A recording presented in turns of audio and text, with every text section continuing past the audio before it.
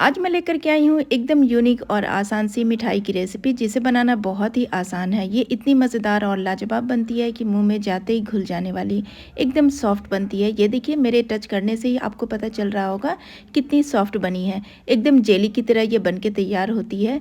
तो फ्रेंड्स, मेरे कट करने से ही आपको पता चल गया होगा ये कितनी ज़्यादा सॉफ्ट और स्मूथ बनी है, एकदम मुँह में जाते ही घुल जाने वाली। बच्चों को तो ये बहुत ही ज़्यादा पसंद आती है, उनकी ये फेवरेट होती है। सबको बहुत पसंद आएगी। एक बार इस रेसिपी को ज़रूर से ट्राई कीजिएगा। तो चलिए बिना टाइम वेस्ट किए फटाफट से बनाना शुरू करते हैं। इसके लिए हमने यहाँ पे 1 केजी अंगूर को अच्छे से वॉश करके ले लिया है। और अब अंगूर जो आपको लेना है ना, वो इस तरह का पतला और लंबा वाला लेना है। ये मीठे होते हैं और इसका छिलका भी पतला होता है। तो अब हम क्या करेंगे, फटाफट से इनको मिक्सी के जार में डाल देंगे। तो इसे हम एक बैच में नहीं, 2 बैचेज़ में यहाँ पे पीस लेंगे। 1 कप हमने पानी लिया है, आधा पानी हम इसमें डालेंगे और आधा हम नेक्स्ट बैच के लिए रखेंगे। तो आधे को हम इस तरह से इसमें डाल करके बिल्कुल फाइन साइज़ का पेस्ट बना लेंगे। ये देखिए, इस तरह से बिल्कुल फाइन सा हमने पेस्ट बना लिया है। तो चलिए अब हम फटाफट से इसे छान लेते हैं। तो छानने के लिए हमने एक बड़ा सा बोल लिया है, उसके ऊपर मोटी जाली की छन्नी लगा दिया है और इसको हम डाल करके इसमें छान लेंगे। बारीक वाली छन्नी से ज़्यादा टाइम लगेगा, इसीलिए यहाँ पे आपको मोटी जाली की छन्नी लेनी है, इससे ये ईजिली छन जाएगा। तो बस इसी तरह से इनको छान लेंगे। छानने से इनका जो यानी कि अंगूर का जो छिलका है वो अलग हो जाएगा इस तरह से। ये देखिए, अब बिल्कुल फाइन इसका जूस हमें मिलेगा। तो बस इसी तरह से हमने इनको छान लिया है और नेक्स्ट बैच को भी हमने पीस लिया था आधा पानी डाल करके। और ये देखिए, इसे भी हमने छान करके अलग कर लिया है। इसका जितना छिलका था वो बिल्कुल अलग हो गया है और ये हमारा बिल्कुल फाइन सा जूस बन के तैयार हो गया है। अब हमने जिस कप से यहाँ पे पानी लिया था ना, उसी से हम इस जूस को नाप लेंगे कि हमारा जूस कितना निकला है। 1 कप हमने पानी डाला था और ये हमारा 3 कप के करीब यहाँ पे जूस निकला है। तो ये देखिए, आप उसी कप से यहाँ पे जो भी आप कप या कटोरी ले रहे हैं ना, उसी से नाप करके यहाँ पे आपको सारी चीज़ों का मेज़रमेंट करना है। मेज़रमेंट बहुत ज़रूरी है, बिल्कुल परफेक्ट मेज़रमेंट होना चाहिए। तो ये हमारा 3 कप यहाँ पे जूस निकला है। इसमें हम डालेंगे 1 कप यहाँ पे कॉर्नफ्लावर। जी हाँ फ्रेंड्स, वही कप हमने लिया है जिससे हमने यहाँ पे पानी लिया था, उसी से नाप के हमारा 3 कप जूस निकला है। अगर आपका जूस कम हो जाता है ना, तो आप उसमें थोड़ा सा पानी डाल लीजिएगा। और 1 कप ही हमने इसके साथ इसमें कॉर्नफ्लावर ऐड किया है। सारी चीज़ों को हम खूब अच्छे से मिक्स कर लेंगे। ये देखिए, बिल्कुल इसे इस तरह से बिल्कुल फाइन सा आपको बना लेना है। इसमें कोई भी गुठलियाँ नहीं होनी चाहिए। तो सारी चीज़ों का मेज़रमेंट बिल्कुल परफेक्ट है। चलिए अब हम इसे साइड में रख देते हैं।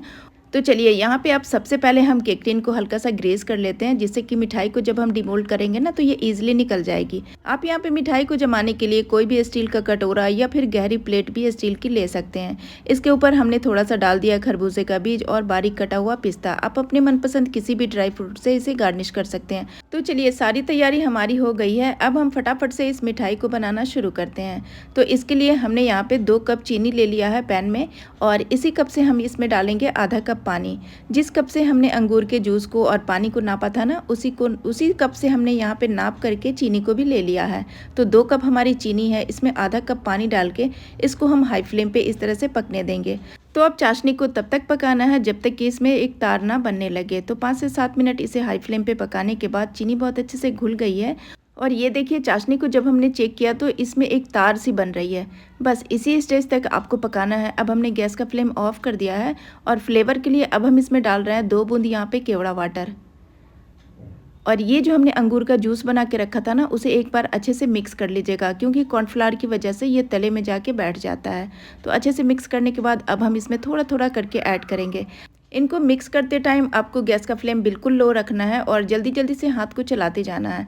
थोड़ा थोड़ा करके ही ऐड कीजिएगा, क्योंकि कॉर्नफ्लावर की वजह से ये जल्दी से तले में जाके चिपक जाता है। तो बस इसी तरह से आप थोड़ा थोड़ा करके इसमें ऐड कीजिएगा और इसे कंटिन्यू चलाते रहिएगा। आपको इसको छोड़ के हटना बिल्कुल भी नहीं है। अब अंगूर का कलर हरा होता है, तो ये हम मिठाई जो बना रहे हैं अंगूर की, इसमें हम थोड़ा सा डाल रहे हैं यहाँ पे ग्रीन कलर। ये बिल्कुल ऑप्शनल है, लेकिन इससे मिठाई का जो कलर है ना, वो बहुत अच्छा आएगा। 1 पिंच हरे रंग को हमने थोड़े से पानी में डाल दिया था, जिससे कि इसका कलर बहुत ही अच्छा सा आ गया है। और अब हम इसे कंटिन्यू इसी तरह से लो फ्लेम पे चलाते रहेंगे। थोड़ी देर में ही आप देखेंगे कि इसमें लम्स बनना शुरू हो जाता है। ये देखिए, ये जो मिठाई है ना, बस जल्दी से थिक हो जाती है। तो आपको बस कंटिन्यू इसे चलाते रहना है, छोड़ के बिल्कुल भी नहीं हटना है। और हाँ, गैस का फ्लेम आपको बिल्कुल लो रखना है। लो फ्लेम पे ही इसे कंटिन्यू इसी तरह चलाते रहिएगा, नहीं तो ये बहुत ही जल्दी से थिक होना शुरू हो जाती है।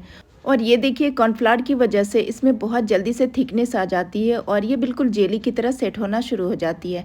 तो बस इसे कंटिन्यू चलाते रहना है। आपको कितना पकाना है वो भी मैं आगे बताती जाऊंगी। तो बस गैस का फ्लेम लो और मीडियम के बीच में रख के कंटिन्यू इसे इसी तरह से चलाते हुए पका लीजिएगा। थोड़ी देर में ये बहुत अच्छे से जेली की तरह सेट होना शुरू हो जाती है। तो बस केयरफुली इसे चलाइएगा और ये देखिए थोड़ी देर में आपको ये दिख रही होगी कितने अच्छे से ये सेट होना शुरू हो गई है। तो ये मिठाई बहुत ही ज़्यादा टेस्टी बनती है और बहुत ही आसान भी है इसे बनाना। बस केयरफुली आप इसे इस तरह से चलाते रहिएगा ताकि इसके छींटे ना उड़े। अब हम इसमें डाल रहे हैं 1 चम्मच यहाँ पे देसी घी। घी डालने से फ्रेंड्स मिठाई टेस्टी तो बनती ही है, साथ ही साथ इसमें एक अच्छी सी चमक आ जाती है। और ये देखिए इस तरह से घी डालने के बाद इसने पैन को भी छोड़ना शुरू कर दिया है। तो बस इसे कंटिन्यू इसी तरह से 2 से 4 मिनट और पका लीजिएगा ताकि ये थोड़ी सी और थिक हो जाए। तब तक पकाना है जब तक कि ये थोड़ी थिक ना हो जाए। तो ये देखिए 2 मिनट हमने इसे और पका लिया है और इसमें कितना बढ़िया सा थिकनेस आ गया और ग्लेज भी आ गया है। तो बस अब हम इसमें 1 चम्मच घी और डालेंगे ताकि मिठाई में हमारी एक अच्छी सी शाइन आ जाए। 1 चम्मच घी डाल के भी बना सकते हैं, लेकिन 1 चम्मच घी हमने और ऐड किया है ताकि मिठाई में एक अच्छी सी चमक आए। और ये देखिए मिठाई हमारी कितनी अच्छी लग रही है देखने में और इसने पैन को भी छोड़ना शुरू कर दिया है। तो आप कैसे समझेंगे कि मिठाई हमारी तैयार हो गई है?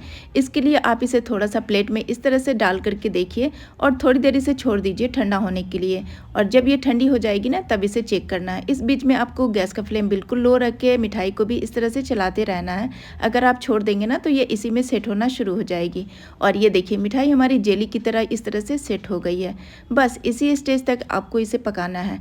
तो अब मिठाई हमारी सेट होने के लिए बिल्कुल तैयार है। इससे ज़्यादा हम इसे नहीं पकाएंगे। बस इसी स्टेज पे गैस का फ्लेम हमने ऑफ कर दिया है और ये देखिए इस तरह से ये थिक हो गई है, पैन को भी छोड़ना शुरू कर दिया है और एक जगह इकट्ठा हो गई है। तो चलिए अब हम देर बिल्कुल भी नहीं करेंगे, फटाफट से इस मिठाई को इस केक टिन के अंदर हम सेट कर लेते हैं। तो आपने जो भी प्लेट या कटोरा लिया है ना उसे पहले से ही ग्रेस करके रखिएगा तो ये काम आसान हो जाएगा, क्योंकि मिठाई को सेट करने के लिए टाइम बिल्कुल भी नहीं होता है। ये फटाफट से सेट होना शुरू हो जाती है।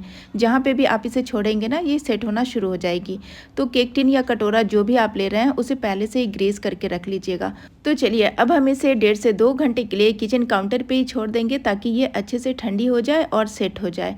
और 2 घंटे के बाद ये देखिए इस तरह से जो केक टिन है ना हमने ग्रीस करके रखा था, बहुत अच्छे से मिठाई जो है हमारी वो केक टिन को छोड़ने लगी है और हाथ में भी बिल्कुल नहीं चिपक रही है। ये देखिए यानी कि ये बहुत अच्छे से सेट हो गई है। तो अब एक प्लेट के ऊपर इसे हम इस तरह से डिमोल्ड कर लेंगे। तो मिठाई को निकालने के लिए आपको कुछ भी नहीं करना है, फटाफट से ये अपने आप ही केक टिन से बाहर आ जाती है और इसे अपने मनपसंद किसी भी शेप में आप कट कर सकते हैं। जैसा आपको पसंद हो उस शेप में इसे कट कर सकते हैं। स्क्वायर शेप में आप कट कर सकते हैं, राउंड शेप में कट कर सकते हैं, जो भी आपको शेप पसंद हो ना उसमें आप इसे इजीली कट कर सकते हैं।